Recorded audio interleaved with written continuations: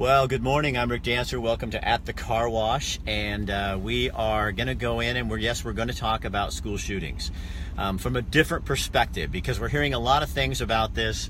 But the other day, this is Jake Williams behind me, local tattoo artist, and he wrote something on my page, and it kind of intrigued me, and I thought, I really want to bring you on because it's a different point of view, and you don't have to agree with it, and it's not like he's not saying this is the gospel truth, this is how it has to be. It's an idea. This is John. How you doing? And John works with Jake, and so we're going to have a little conversation as we go through the car wash about this. Hey Todd, you can push this forward on my page if you want to, since this is my man who works with me. So he's on there like that. So it's now going live on my page. Okay guys, so remember the other day on my page I posted that blog from a guy named Jake Williams, local tattoo artist, was talking about the shootings and kind of parental responsibility and some things like that. Well, this is Jake right here behind me. And joining us also is John. John's the guy that wrote comments that I then said, John, I love you, man. so I thought, hey, if I love this guy, I gotta have him on. But Jake, kind of talk with me just before we go in the wash, just a little bit about what you were saying. So I guess with a little bit of background about myself first, my brother was murdered when I was, about 13 years old. And for a long time, I grew up in a family that was involved with hunting. We went shooting. I mean, the first time I shot a gun, I was probably 4 or 5 years old, something like that. And, for a long time after my brother's death, I thought that, guns should be banned as well. I was pretty adamant about it for a little while. And, of course, growing up, you start to learn a little bit more and experience a little bit more. And I think my concern and real, issue with what's going on is, here we are 25, 30 years later that this stuff has been going on, school shootings and whatnot, and, here we are still debating about the same things, and nobody's really talking about the real issue and what's going on and how our kids, or how we could help our kids, how we could help our schools, and just being there and actually trying to be constructive and not debate back and forth with each other. So Teresa Miltenberger is on here. Good morning, Teresa. So Teresa joins us, and Teresa is one of the people from the Thurston High School shooting who was shot, and Teresa ended up with a bullet in her head, and now she's doing fine, and she also thinks it's about time. I'm not speaking for you, Teresa, but I know you, and you've talked to me about this. It's time to get past the same old conversations. And I think it's so easy to get wrapped up in this and get throwing this out, but what we really need to do is figure out why these kids want to kill somebody in the first place. Exactly. And John, what are you thinking here, man? Well, I'm right there with Jake. There's so many people out there that want to blame a gun or blame situations. It's time to start taking action, first of all, and stopping what's happening. There's lots of things we can do. You see the argument all the time. There's, metal detectors and this and that and the other thing. You go to a courthouse, there's not a shooter getting in a courthouse, So there's little things we can do immediately to take action, I think. And I think everyone's just caught up on this. Let's ban this. Let's blame somebody. Let's just do something. I heard on the radio this morning, you guys, I was talking, hey Ben, I was on the radio, I heard somebody on the radio saying this morning that I never thought about this. We have armed security guards at malls, courthouses, a lot of public places. And the one place that the shootings always happen is our schools, and we still don't have armed security in our schools. I mean, that's absolutely asinine. Yeah. Because it's where, it's like, okay, there are mall shootings, but how many shootings have there been in airports? Really. And so we have security there. But so here we know the target is our kids and it's our schools, and yet we don't even have security there. And I think part of that is because we have this weird sense that we shouldn't have guns in our schools because our we don't want our kids to be, well, good God. I'd rather have guns in our schools and our kids realize that this is the reality of the world than for 17 kids to get shot and killed. Well, we don't even need guns in the school either. I was gonna say the same just thing. need to do something. There's like you said, there's no security guard, there's no metal detectors, there's nothing. There's just a building. You're sending your kids to school and hoping they're going to be okay. Hope isn't going to stop anything. Absolutely. What'd you say? Hope isn't going to stop anything. I love that. Repeat that a couple times. Safer schools and more mental health resources. Yes, Absolutely. 100%. You know, and I know that sometimes the one side of this debate always goes, don't take it back to mental health. Well, that's where the debate is. I mean, the young man who killed these kids obviously had mental health issues. As I heard, I don't know if this is true, but I thought I heard on the radio that his mom called 39 times to get him some kind of help. So obviously, the guy had it in for this, and we need to be addressing that. And I can't believe that people just want to, take one angle, and maybe it's some gun control too. In Oregon, we have gun control laws, but maybe it's doing something with that. But I mean, we never talk about the mental health aspect. Well, that's one of the things that we were talking about just a little while ago is, I read an article about a teacher who's taken it upon herself to evaluate her own students, and that's something that needs to be implemented in every level of every school that we have. We have counselors that are there to help our kids with their classes and help them with going on to college and stuff like that, when what they should be focusing on is evaluating the mental state of our children, Well, Bill Daniels just come on here, and I know you guys know him, and he says we also need the media to stop making him famous. Oh my God, yeah. Absolutely. Yeah, that's the hugest thing right now, and it's everybody. As humans, we're attracted to drama. It's true. It's you see something dramatic, and it's just like the train wreck. You can't look away. But we need to stop glorifying that. We need to stop putting it out there. Not that we shouldn't know that it's happening, but we hear all the crisis actor things and stuff like that, and it's sad. It's sad to see, what's going on in the world today and how people are profiting and trying to take advantage of that situation. I think that's one of the biggest things that my post on Rick's thing was, we need to start doing something together. We as a whole need to do something, and if we're not doing that and we're not coming together on issues and we're just going to fight and argue over things, nothing's going to happen. This is going to happen again 2 months from now, and everybody's going to yell, ban this gun, ban that gun, you're bad, I hate Trump, whatever. But whatever it is, we need to come together and fix it. Right. I think that it gets off on we also need to breed copycats. Yeah, stop the copycatters. So see, and we know that at least I heard that this kid wanted to do it better than that. He learned from his mistakes and wanted to do it better. So they do want to be famous, and we're making him famous. And you know how hard it's not? It's not that hard.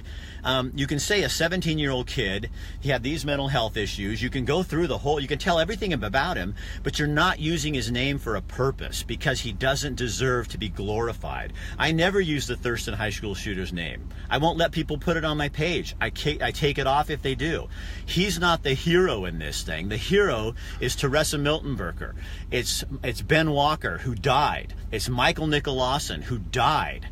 Jake Riker. I could go on and on. There's a whole bunch of kids who survived, but those are the heroes of the thing, not the kid who pulled the trigger. And that's the example that we should be looking at, is those kids that stood up against their own peers to help their peers.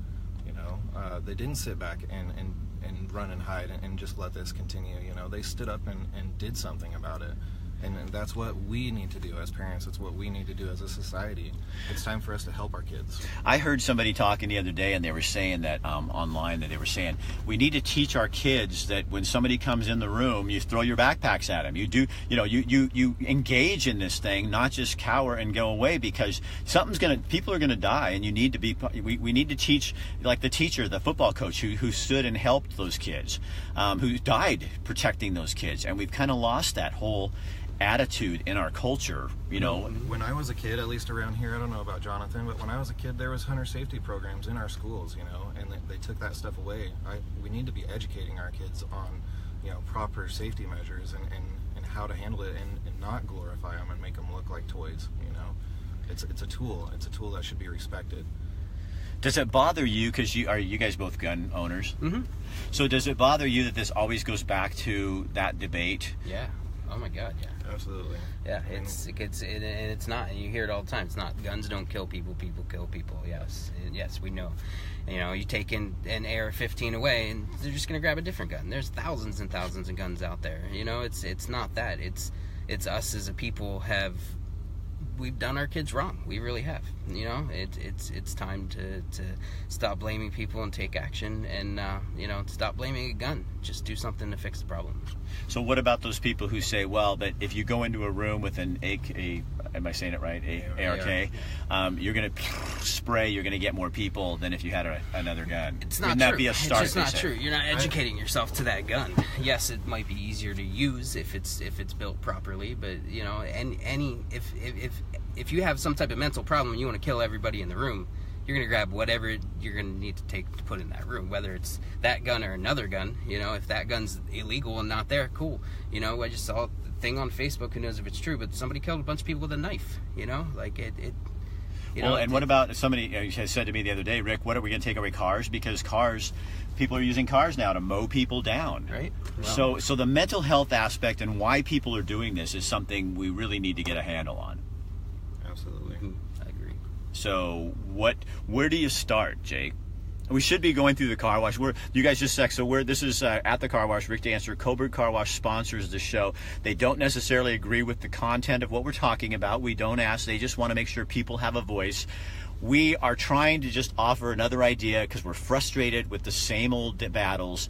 And then you get people on the left and the right, and they just dig their heels in. And what we're saying is there's got to be an answer in between where we're dealing with mental health, and we're also looking at guns, you know, however that's going to work. But it always gets structured on that gun issue, and then people get off on a tangent. And it's like, you know, is that really going to solve the problem, or just... create a different one, you know? And do I think that we should make certain guns illegal?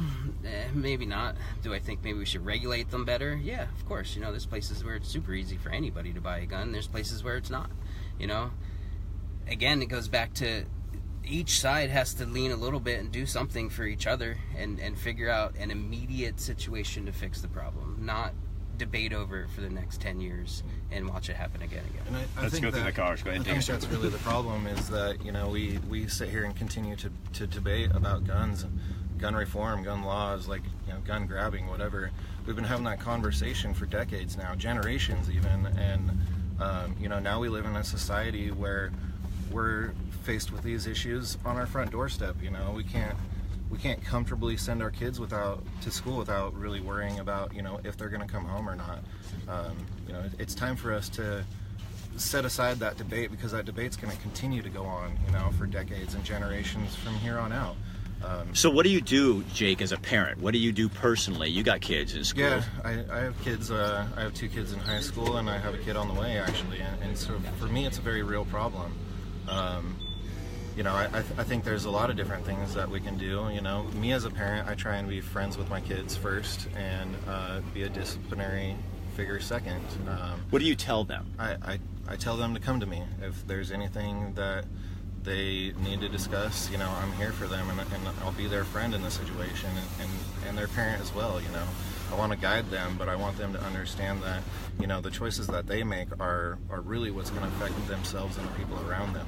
So what about in terms of guns in schools and that kind of stuff? What do you say? What's that? I don't have kids in school anymore. What's that conversation like? Well, I have some strong beliefs, for sure, but I'm not saying that we need to put guns in school. I'm saying that we need to do something to try and help our kids. We need to do something to try and protect them, you know, whether that's metal detectors going into the schools, or closing down our campuses, or, you know, even redesigning our schools. The schools that our kids go to school in, they've been, you know, they were built 50 years ago. They weren't designed for the issues that we face in society today. You know, like, my high school was an open campus. I couldn't tell you how many entrances and exits there were into the buildings.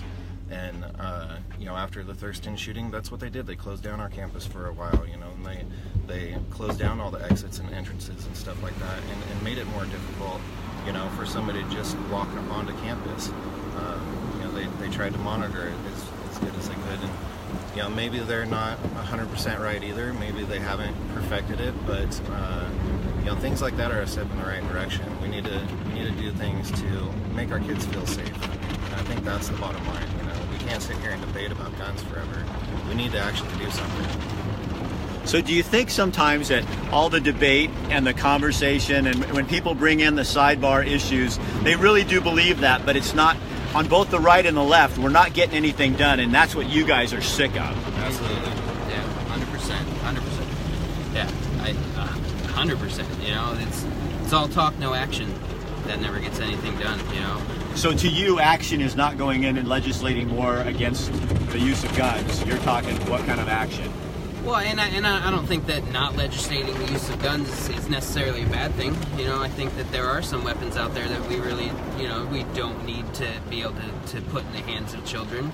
I think the immediate problem is looking at all of ourselves in a way to figure out how we can fix the problem without having to debate about it, you know, without having to listen to the same argument for the next 10 years again, like we keep going back to, you know. Immediate things we can do to make our children feel safe, you know. Like Jake said, you know, everyone always comes back to metal detectors and just having somebody there for the kids, you know. If there was somebody posted on a campus to make your kids feel safer, what is the problem in that? What is wrong with that? You know, I think that should be done immediately. Do you think that's going to be way more effective than what we're looking at right now? Well, just talking about it is, and both sides agree.